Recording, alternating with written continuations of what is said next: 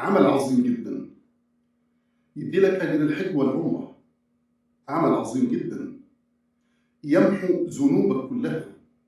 عمل عظيم جدا سبب في مغفرة الذنوب ولو كانت مثل زبد البحر. عمل عظيم جدا يساوي الجهاد في سبيل الله. عمل عظيم جدا يساوي الصدقة في سبيل الله. عمل رائع أوي أوي، وللأسف كتير من الناس بيهمل فيه. إيه هو العمل ده؟ ختم الصلاة. بعد ما تخلص الصلاة بتقرأ آية الكرسي وتسبح 33 وتحمد 33 وتكبر 33 وتقول لا إله إلا الله. ألف مبروك، أخذت أجر حج وعمرة وغفر الله بفضل الله ذنوبك، ومن أعظم الأعمال اللي تقربك من ربنا. فين الدليل على ده؟ عند البخاري من حديث أبي هريرة. خليني أقول لك الحديث كده ببساطة. جماعة من الفقراء أتوا إلى النبي صلى الله عليه وسلم من صحابة سيدنا النبي صلى الله عليه وسلم. قالوا له يا رسول الله، شوف في التنافس، هم بيحبوا بعض جدا بس بيتنافسوا في الخير. فالفقراء بيقولوا لسيدنا النبي صلى الله عليه وسلم يا رسول الله، ذهب أهل الدثور بالأجور. الدثور ألف لام دال ث واو ر، يعني الأموال العظيمة. الناس الأغنياء ذهبوا بالأجور كلها. فالنبي صلى الله عليه وسلم قال لهم ولما؟ قالوا يا رسول الله يصلون كما نصلي، هم بيصلوا وإحنا بنصلي، ويصومون كما نصوم، هم يصوموا واحنا نصوم، يعني احنا كده متساويين.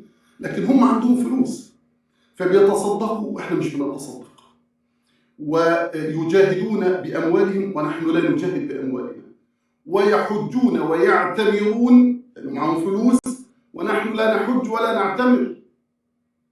فسيدنا النبي صلى الله عليه وسلم قال لهم الا احدثكم بامر إن أخذتم به أدركتم من سبقكم ولم يدرككم أحد بعدكم، وكنتم خير من أنتم بين ظهرانيه إلا من عمل مثله. قالوا بلى يا رسول الله.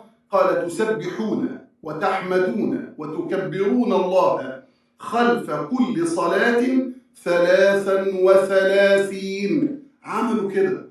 فالأغنياء شوف التنافس كده والجو الحلو ده، شوف مجتمع الصحابة حلو ونقي إزاي. فالأغنياء لما علموا بالأمر التزموا به، عملوا زي الفقراء.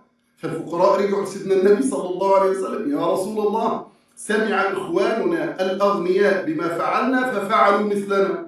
فسيدنا النبي ابتسم وقال ذلك فضل الله يؤتيه من يشاء والله ذو الفضل العظيم. بعد ما بتخلص صلاة خليني أقول لك نختم إزاي.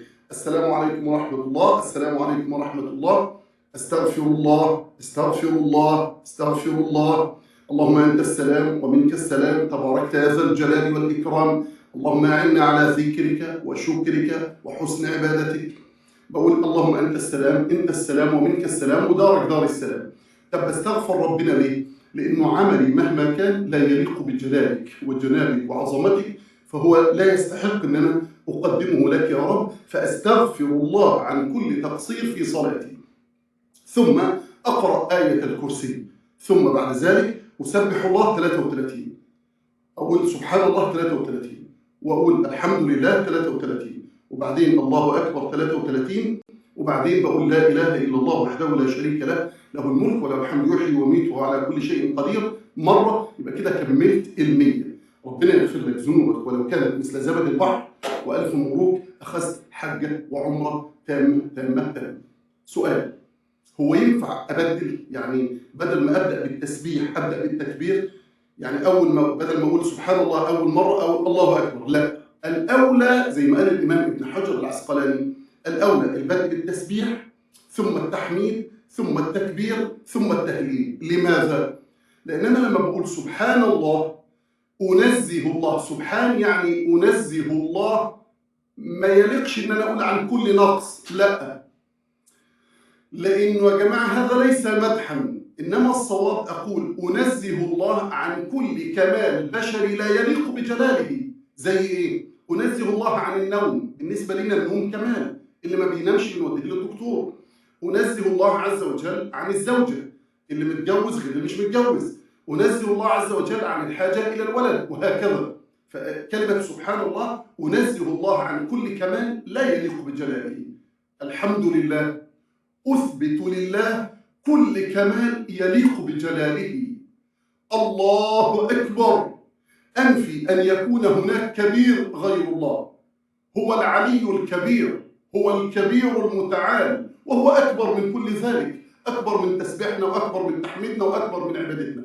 ثم أقول لا إله إلا الله دليل على انفراده بذلك كله.